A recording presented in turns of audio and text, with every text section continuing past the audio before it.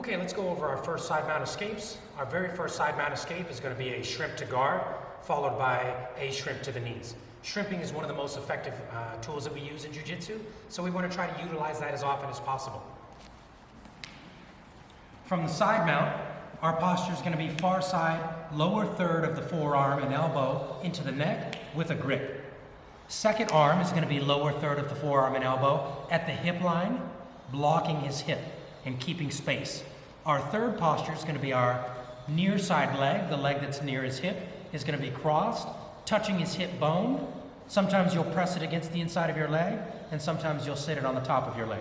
This is to prevent him from stepping over to the mount and also to monitor the motion and the movement of his hips.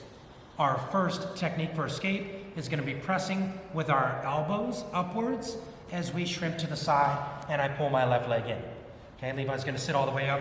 You can see what I'm doing with my left leg. There's two main ways that we can do this.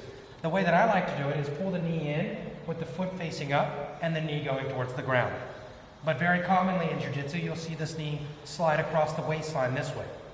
This works just as well. I'm just very flexible, and I found that this works for me a little bit better. So feel those out, and whichever works for you, that's the one that you're going to want to do. Our next technique is the foot's going to come in behind that and shoot in right here. So I wanted to show that to you while he's still sitting up, so you can see the foot comes in and hooks the thigh right underneath my other foot. Right? So let's bring it back down.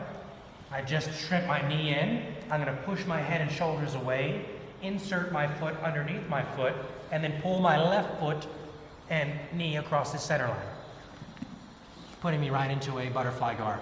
I can then simply circle my legs out and go right to a guard. One more time. Postures, 1, 2, 3. Shrimp the knee in, push my head and shoulders away, insert my foot, pull my legs across the center line, and then hip out on each side for the full closed guard.